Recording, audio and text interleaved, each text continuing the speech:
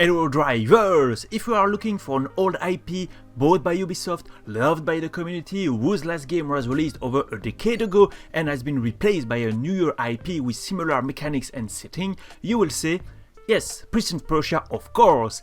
If you think about Driver, it is true that the two IPs share a troubled past.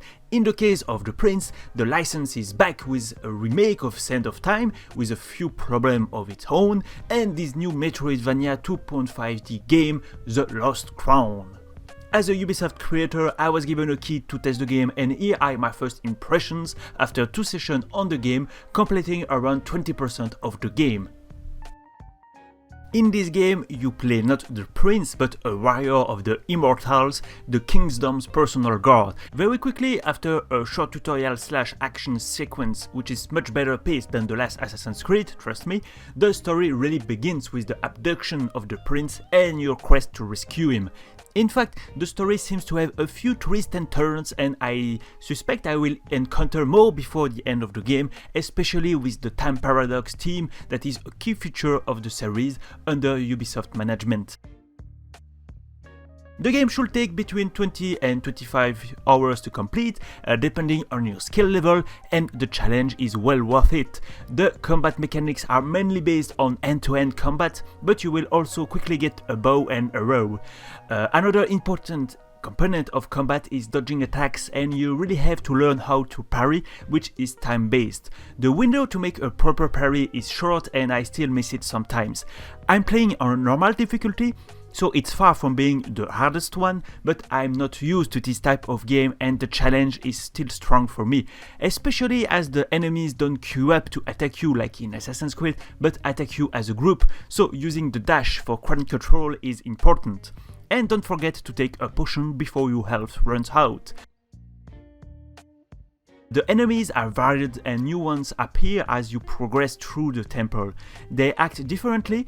For example, these guards who don't attack until they hear you, giving you the opportunity to avoid them. It is interesting because if they catch you, there is a good chance they will send you to the prison from which you will have to escape, losing time in the progress as well as moving away from the main path.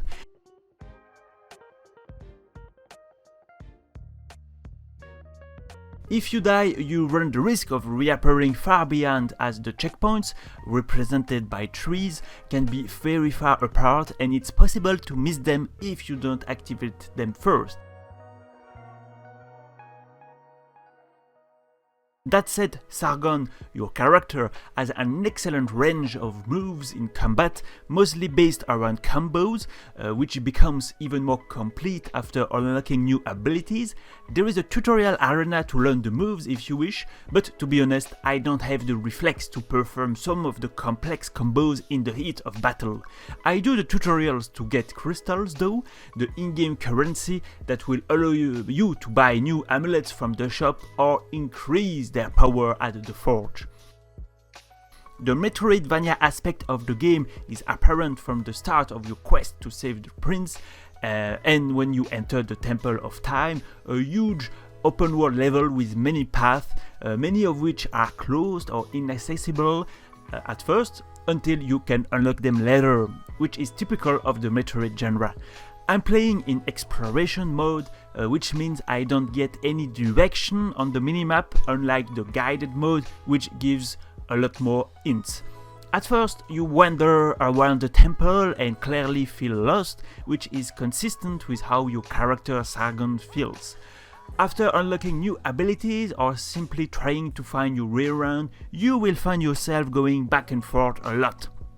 This isn't a problem though, as Sargon's movements make moving around very fluid, especially the dash and later the air dash after progressing through the story. This is where you can clearly see that there are the same devs who created Rayman Origins and Legends, where I also loved moving around the levels and even try out the speedruns. Finally, there are puzzles to solve, which adds variety to the type of sequences and requires a big brain IQ to solve them. At least that's how I felt after finding the solution. Again, you will use different mechanics and objects to solve the puzzle, and sometimes it also requires you to be fast on the right timing. So, my opinion of the game is good so far. Doing 2 streams is a good testament to that.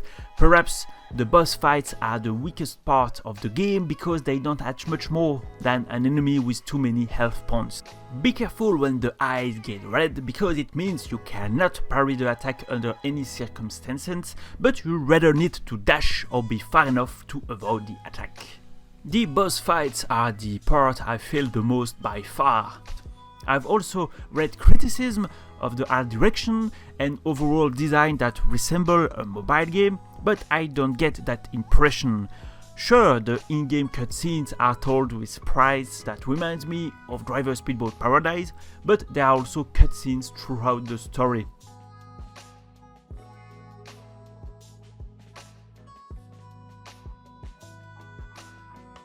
The game was released on 18 January, on disc or digitally for €50, and it's also included in the new Ubisoft Plus Premium subscription. I don't know if I would have bought the game outside of the Ubisoft Creators Program, as I am not very familiar with the series. Apart from the very first game in 1999, I've never played any of the Ubisoft games on PS2 or PS3, but I'm glad I tried it as it offers interesting and challenging gameplay and a different experience to recent Ubisoft games. The reviews have been good too from what I've read on social media, and most importantly, there is a demo available so you can try out the game mechanics by yourself, and that's rare enough in today's landscape to note.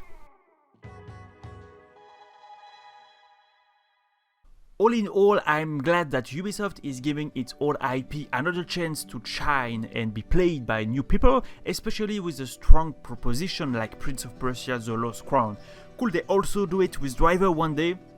Finger crossed.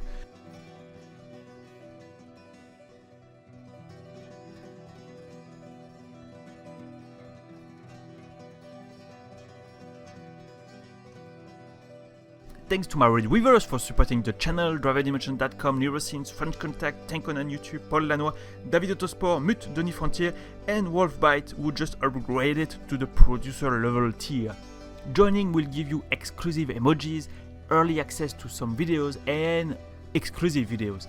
And in any case, see you soon, drivers.